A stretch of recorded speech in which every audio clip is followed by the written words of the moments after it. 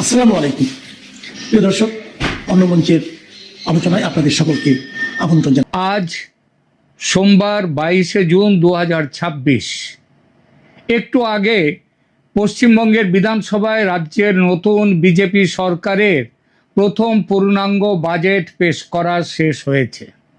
অর্থমন্ত্রী স্বপন দাশগুপ্ত বিধানসভায় দাঁড়িয়ে অনেক ঘোষণা করেছেন, কিন্তু সেই ঘোষণাগুলোর মধ্যে একটি সংখ্যায় আমার চোখ আটকে গেছে। সংখ্যাটা হলো 11,000 কোটি টাকা।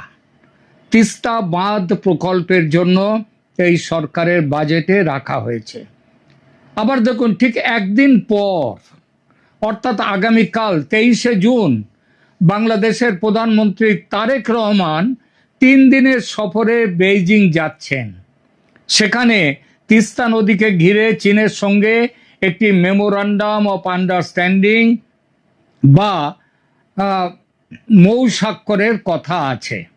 এই দুটো ঘটনা একই সময়ে কোনো কাকতালীয় ব্যাপার নয়।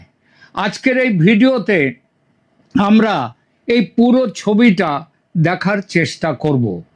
তিস্তার জল কোথায় যাচ্ছে, গঙ্গার চুক্তি কতদিন আছে, বাংলাদেশের কি করা উচিত, এবং সবচেয়ে বড় প্রশ্ন, এই জল রাজনীতির শেষ কোথায়।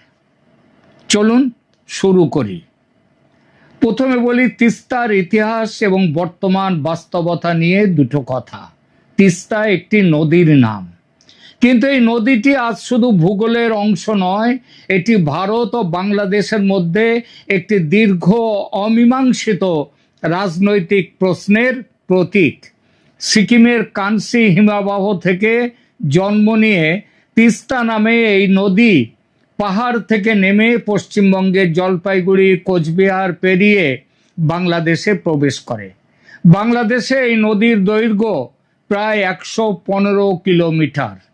রংপুর, লালমনিরহাট, নীলফামারী, গাইবান্ধা, উত্তরবঙ্গের এই জেলাগুলোর কোটি কোটি মানুষের কৃষি, জীবন ও জীবিকা এই নদীর উপর নির্ভর করে। কিন্তু আজ সেই নদীতে জল নেই। শুনতে অবাক লাগলেও সত্যি। শুকনো মৌসুমে গ্রীষ্মকালে বাংলাদেশ অংশে তিস্তার পানি প্রবাহ, জলের প্রবাহ কমে গেছে 80 থেকে 90%। মানে এক সময় যেখানে 10,000 কিউসেক জল আসতো, আজ সেখানে আসছে মাত্র 1200 থেকে 1500 কিউসেক। কেন কেন এই কমে গেল? কারণ উজানে মানে ওপরের দিকে ভারতের অংশে তিস্তায় এখনো পর্যন্ত 9টি বাঁধ এবং 2টি ব্যারাজ নির্মিত হয়েছে। এর মধ্যে সবচেয়ে গুরুত্বপূর্ণ হলো গজলডোবা ব্যারেজ। পশ্চিমবঙ্গের জলপাইগুড়ি জেলায় বাংলাদেশ সীমান্ত থেকে মাত্র 60 কিলোমিটার দূরে। এই একটি ব্যারেজই তিস্তার মূল প্রবাহকে 2 দিকে ভাগ করে দিয়েছে। আর এই ব্যারাজকে ঘিরে গড়ে উঠেছে পশ্চিমবঙ্গ সরকারের তিস্তা সেচ প্রকল্প, যার লক্ষ্য উত্তরবঙ্গের প্রায় 9 লক্ষ হেক্টর জমিতে সেচের সুবিধা দেয়া এবং 67 মেগাওয়াট জল বিদ্যুৎ উৎপাদন করা। এই প্রকল্পটিকে কেন্দ্রীয় সরকার ইতিমধ্যেই, ভারত সরকার ইতিমধ্যেই জাতীয় প্রকল্প হিসেবে স্বীকৃতি দিয়েছে। এবং আজকের বাজেটে স্বপন দাশগুপ্ত পশ্চিমবঙ্গের অর্থমন্ত্রী যে বাজেট দিলেন, সেই প্রকল্পের জন্য বরাদ্দ হয়েছে আরও 11,000 কোটি টাকা। এর মানে কি? এর মানে হলো তিস্তায় বাংলাদেশ অংশে যে সামান্য জল এখন আসছে, ভবিষ্যতে সেটা আরও কমে যাবেই। আরও দুটো খাল খননের পরিকল্পনা আছে পশ্চিমবঙ্গের সরকারের, যা তিস্তার জলকে অন্যদিকে সরিয়ে দেবে, সেদিকে টেনে নেবে। এবার আসি তিস্তা চুক্তির দীর্ঘ ব্যর্থতার ইতিহাস নিয়ে। একটু পেছনে যাই। তিস্তার জল নিয়ে ভারত ও বাংলাদেশের মধ্যে প্রথম আলোচনা শুরু হয়েছিল 1972 সালে। 1983 সালে একটি অন্তর্বর্তী চুক্তি হয়েছিল, যেখানে বলা হয়েছিল শুকনো মৌসুমে ভারত পাবে 39% জল, বাংলাদেশ পাবে 36%, কিন্তু সেই চুক্তি কখনো কার্যকর হয়নি। এরপর কেটে গেছে দশকের পর দশক, সেই চুক্তি হয়ে গেছে বাজে তমসুক, বাজে দলিল। 2011 সালে সবচেয়ে বড় সুযোগ এসেছিল একটা। ভারতের তখনকার প্রধানমন্ত্রী মনমোহন সিং বাংলাদেশ সফরে এসেছিলেন। সব ঠিকঠাক ছিল, চুক্তির খসড়া তৈরি, 50-50 ভাগে জল বন্টনের প্রস্তাব মেনে নিয়েছিল দুই পক্ষই। তারপর হঠাৎ সব ভেস্তে গেল। পশ্চিমবঙ্গের তখনকার মুখ্যমন্ত্রী মমতা বন্দ্যোপাধ্যায় সেই সফরে যেতে অস্বীকার করলেন। তার যুক্তি, এই চুক্তি পশ্চিমবঙ্গের কৃষিকে ধ্বংস করবে। কেন্দ্রীয় সরকার এগিয়ে যেতে পারল না, কারণ ভারতে নদীর বিষয়টি রাজ্যের এখতিয়ারে পড়ে আংশিকভাবে। সেই থেকে আজ পর্যন্ত 15 বছর ধরে কোনো চুক্তি নেই, চেষ্টাও হয়নি। আর মমতা বন্দ্যোপাধ্যায় ছিলেন পশ্চিমবঙ্গের শাসনের ক্ষমতায়। আর তিনি তো আবার বাংলাদেশের খুব প্রিয় মানুষ, মমতা বন্দ্যোপাধ্যায়। বাংলাদেশের মানুষরা তাকে বলেনি যে আপনি সই করুন জোর করে। কিন্তু আজ বিজেপি পশ্চিমবঙ্গে ক্ষমতায়, মমতা বন্দ্যোপাধ্যায়ের সেই বাধা আর নেই। তাহলে কি তিস্তা চুক্তির পথ খুলে যাবে? এখানে কূটনীতির সবচেয়ে জটিল গাণিতিক অঙ্ক। এবার তাহলে বলি, বাংলাদেশ এই চুক্তি খোলার ব্যাপারে কি করছে? এবং দুঃখের কথা, বাংলাদেশ এখানে মানে কি বলবো, এটাতে বলা হয় বিকৃত মস্তিষ্ক বলবো না, কিন্তু অল্প বুদ্ধির মতো চীন কার্ড খেলতে গেছে। বাংলাদেশ দীর্ঘ সময় ধরে হয়তো অপেক্ষায় ছিল কিংবা ছিল না, সেই শুভেচ্ছা ভারত দেখাতে পারেনি। কারণ আগেই বলেছি, পশ্চিমবঙ্গে মমতার সরকার ছিল। তাই বাংলাদেশ এবার যখন মমতার সরকার চলে গেছে, তখন ভারতের দিকে হাত না বাড়িয়ে অন্য পথে হাঁটলো, চলে গেল চীনের দিকে। কারণ বাংলাদেশে এখন শেখ হাসিনার সরকার নেই। বাংলাদেশেও তারেক রহমানের সরকার তিস্তা নদীতে একটা মহা পরিকল্পনা হাতে নিয়েছে, যার নাম Teesta river comprehensive management and restoration project. এই প্রকল্পের মোট ব্যয় ধরা হয়েছে কত? প্রায় 12,000 কোটি টাকা। মনে রাখবেন, বাংলাদেশের 12,000 কোটি টাকার তুলনায় ভারতের পশ্চিমবঙ্গে যে 11,000 কোটি টাকা প্রকল্প ব্যয় রেখেছে, সেটা কিন্তু বাংলাদেশের 12,000 কোটি টাকার থেকে বেশি। এই প্রকল্পে কি কি থাকবে? বাংলাদেশের যে প্রকল্প, বাংলাদেশের অংশে তিস্তার 115 কিলোমিটার জুড়ে নদী খনন হবে, গভীরতা 10 মিটার বাড়ানো হবে, দুই পাড়ে 200 কিলোমিটার গাইড বাঁধ হবে, কৃত্রিম জলাধার তৈরি হবে বর্ষার জল ধরে রাখার জন্য, ব্যারাজ কাম রোড হবে, আধুনিক কৃষি খামার তৈরি হবে, এমনকি নদীর পাড়ে সমুদ্র সৈকতের মতো মেরিন ড্রাইভ পর্যন্ত পরিকল্পনা করা আছে। আর এই পুরো প্রকল্পে বাংলাদেশের অর্থায়ন করবে চীন। আগামীকাল তারেক রহমান বেজিং যাচ্ছেন, সেখানে এই প্রকল্পের MOU স্বাক্ষরের কথা আছে। প্রযুক্তিগত সহায়তা দেবে ইয়েলো রিভার ইঞ্জিনিয়ারিং চায়না নামের একটি চীনা প্রতিষ্ঠান, যারা চীনের হুয়াংহো নদী পরিচালনার অভিজ্ঞতা রয়েছে যাদের। ভারত এই পুরো বিষয়টা নিয়ে স্পষ্টতই উদ্বিগ্ন, এবং উদ্বেগের কারণটা খুবই যৌক্তিক। কারণ তিস্তা নদী শুধু জলের প্রশ্ন নয়, এটি ভূ রাজনীতিরও প্রশ্ন। বাংলাদেশের উত্তরাঞ্চলে চীনা উপস্থিতি মানে ভারতের চিকেন নেক, শিলিগুড়ি করিডর, এর কাছাকাছি চীনের প্রভাব বিস্তারের সুবিধা। আর লালমনিরহাটে সেখানে বিমানবন্দর আধুনিকীকরণেও চীন ইতিমধ্যেই যুক্ত হয়ে গেছে। এটি ভারতের নিরাপত্তার দৃষ্টিকোণ থেকে অত্যন্ত সংবেদনশীল। সুতরাং এবার আসা যাক, বাংলাদেশের তিস্তা প্রকল্প কতটা কার্যকর হবে। পরিকল্পনা তো করেছে বাংলাদেশ অনেক কিছু, একটু আগেই বললাম। তবে সবচেয়ে গুরুত্বপূর্ণ গুরুত্বপূর্ণ প্রশ্নে এবার তাহলে আসি। বাংলাদেশ যদি তিস্তায় 12,000 কোটি টাকার প্রকল্প করে, কিন্তু উজানে পশ্চিমবঙ্গ সরকার যদি 11,000 কোটি টাকার বাঁধ প্রকল্প শেষ করে, তাহলে বাংলাদেশের হবে? কি হবে বাংলাদেশের? সহজ উত্তর, বাংলাদেশের তিস্তা প্রকল্প অনেকটাই মার খেয়ে যাবে, তার মূল উদ্দেশ্য হারাবে। কারণটা বুঝতে কোনো রকেট সায়েন্টিস্ট হওয়ার দরকার পড়ে না, কারণটা খুবই সরল এবং সোজা। আপনি নদীর একটি বালতিতে পানি ধরে রাখার ব্যবস্থা করলেন, জল ধরার ব্যবস্থা করছেন, কিন্তু উজান থেকে যদি জল না আসে তাহলে সেই বালতি কখনো ভরবে না। শুকনো মৌসুমে বাংলাদেশের তিস্তা প্রকল্পের সেচ ও কৃষি পরিকল্পনা সরাসরি উজানের মানে পশ্চিমবঙ্গের প্রবাহের উপর নির্ভরশীল।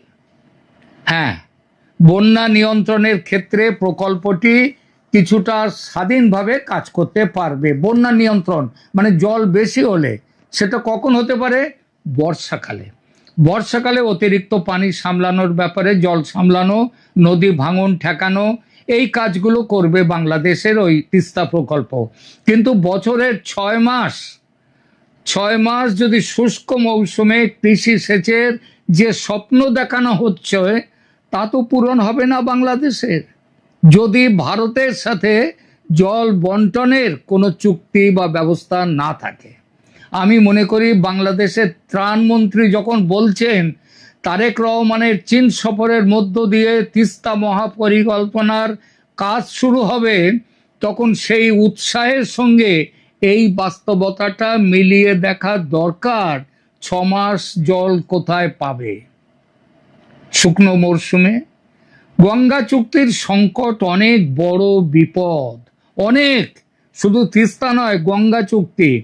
আমার মনে হচ্ছে তিস্তার আলোচনায় আমরা আরো বড় বিপদটার দিকে নজর কম দিচ্ছি, মানে বাংলাদেশ নজরটা কম দিচ্ছে। সেটা কি? সেটা হলো গঙ্গা জল বন্টন চুক্তি।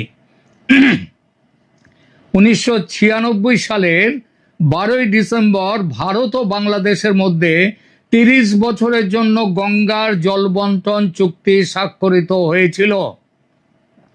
তৎকালীন প্রধানমন্ত্রী শেখ হাসিনা ও ভারতের প্রধানমন্ত্রী এইচ.ডি. দেবগৌড়ার মধ্যে সেই ঐতিহাসিক চুক্তি, যা ফারাক্কা বাঁধের জল বন্টনকে আইনি কাঠামো দিয়েছিল।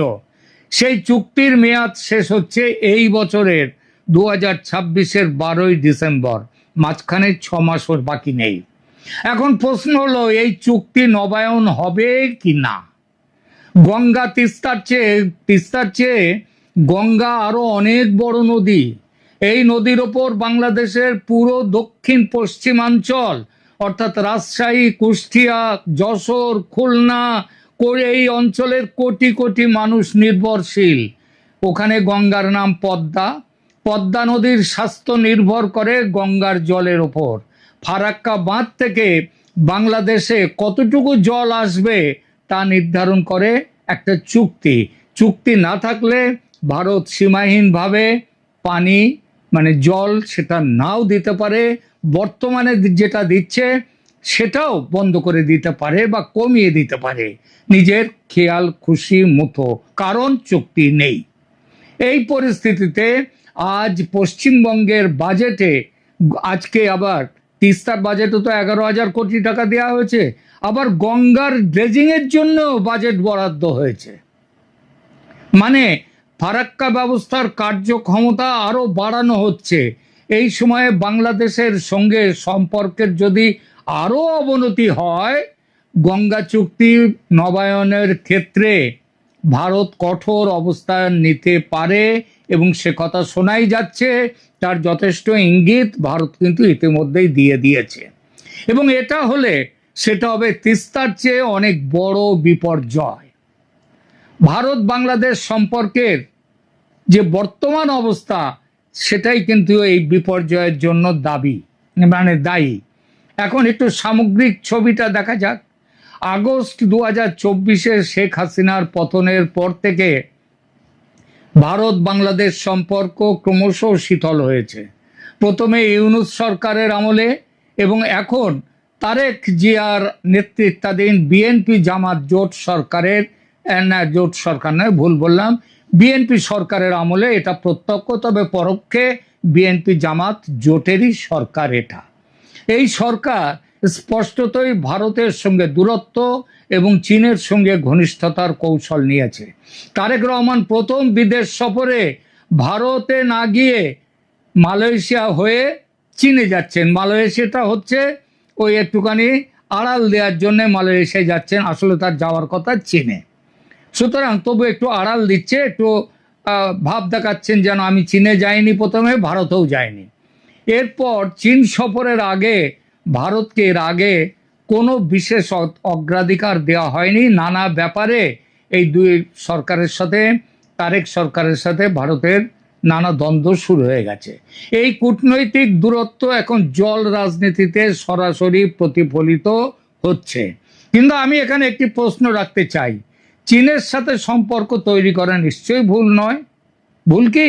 একদমই না। চীন একটা বড় শক্তি, বাংলাদেশের বড় বাণিজ্যের অংশীদার।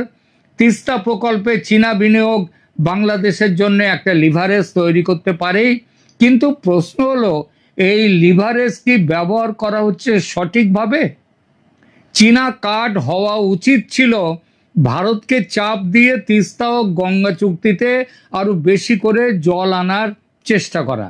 কিন্তু যেভাবে ভারতের সাথে সম্পর্ক তিক্ত করে এগোচ্ছে তারেক রহমান সরকার, তাতে চাপের বদলে একটা স্থায়ী শত্রুতার পরিবেশ তৈরি হতে চলেছে।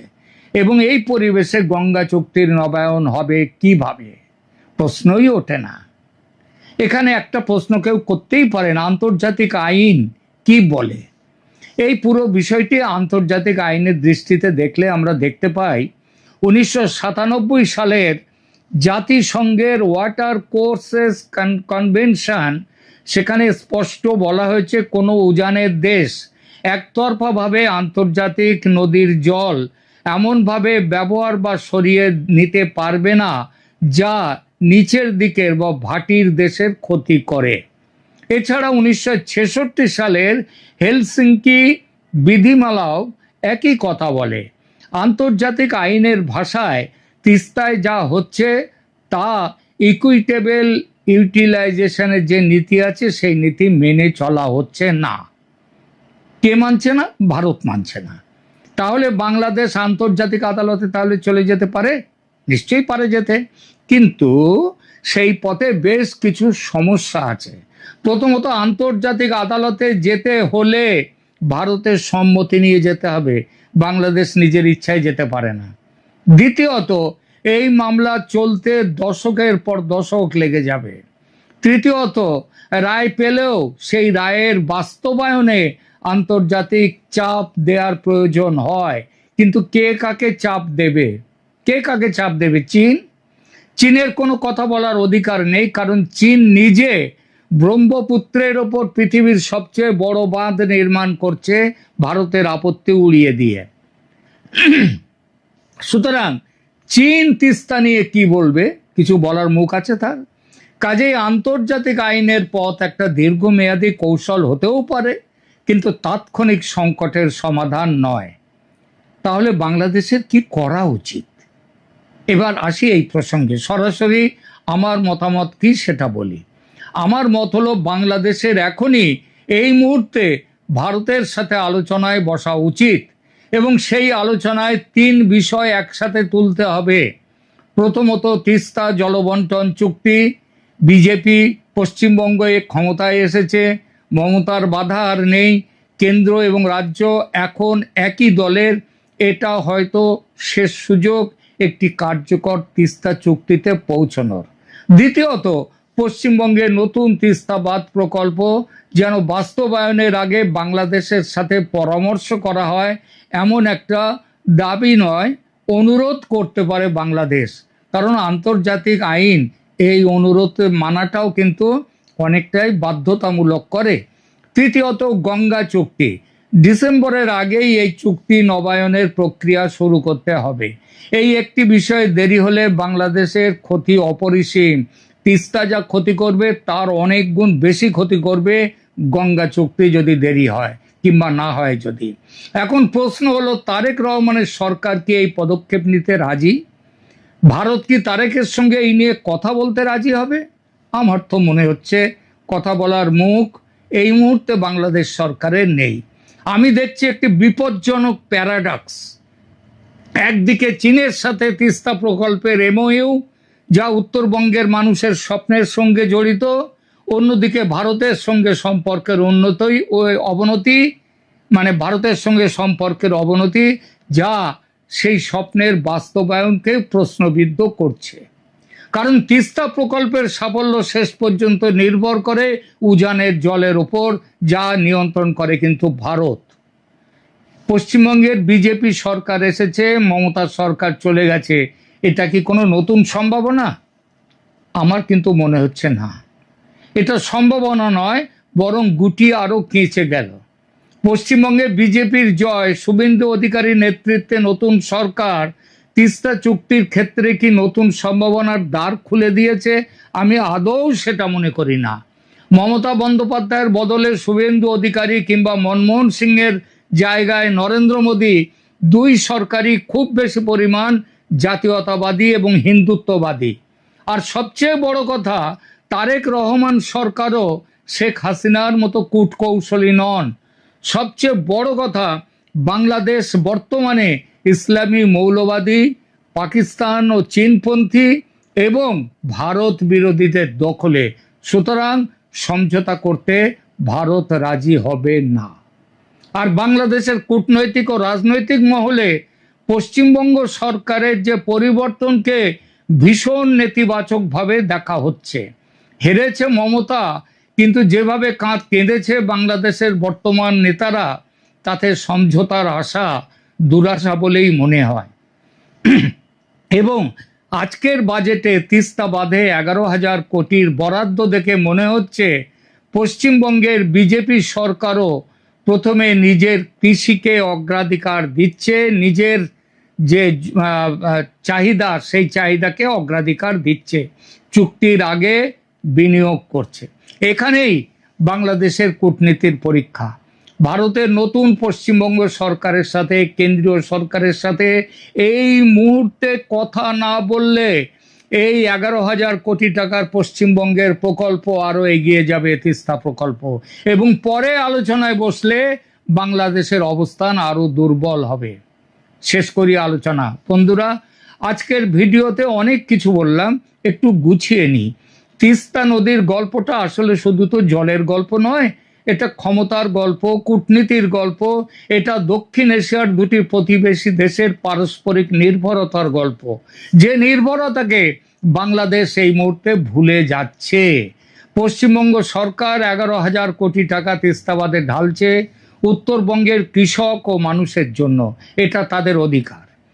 কিন্তু আন্তর্জাতিক আইন বলছে একতরফাভাবে কারোর অধিকার কারো নেই যখন নিচে একটি ভাটির দেশ সরাসরি ক্ষতিগ্রস্ত হয়। কিন্তু ভারত যদি না মানে সে নিয়ম, কে আসবে ভারতকে মানাতে? কেউ নেই। বাংলাদেশ চীনের সাথে তিস্তা প্রকল্প করছে উত্তরবঙ্গের লক্ষ লক্ষ বাস্তুচ্যুত মানুষের জন্য, এটা তাদের অধিকার।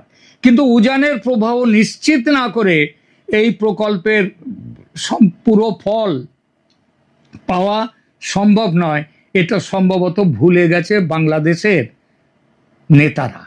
এবং গঙ্গা চুক্তি ডিসেম্বরের 12 তারিখে শেষ হচ্ছে, সেটার নবীকরণ না হলে যে বিপর্যয় আসবে তার জন্য বাংলাদেশকে প্রস্তুত থাকতে হবে। আমি মনে করি জল রাজনীতিতে আবেগ নয়, হিসাব দরকার।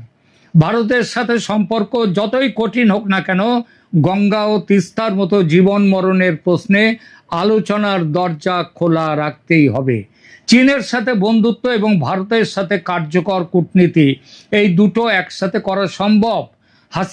শেখ হাসিনা সেটা খুব ভালোভাবে করেছেন, কিন্তু এখনকার শাসক একটি দেওয়ার জন্য অন্যটা বলি দিচ্ছেন। আর এই বলি দিলে বাংলাদেশের সবচেয়ে বড় ক্ষতি হবে, তার নদীগুলো যাবে হারিয়ে, এবং নদী হারালে জমি মরে, জমি মরলে মানুষ মরে। আজকের মতো এটুকুই। আপনারা কি মনে করেন প্রিয় দর্শক? বাংলাদেশের কি এখনই ভারতের সাথে আলোচনায় বসা উচিত, নাকি চীন কার্ড খেলে চাপ সৃষ্টি করা সঠিক কৌশল? স্পষ্ট করে বলুন, নিচে কমেন্ট করুন। ভিডিওটি ভালো লাগলে শেয়ার করুন। আর এই বিষয়গুলো নিয়ে যত বেশি আলোচনা হবে তত কিন্তু ভালো।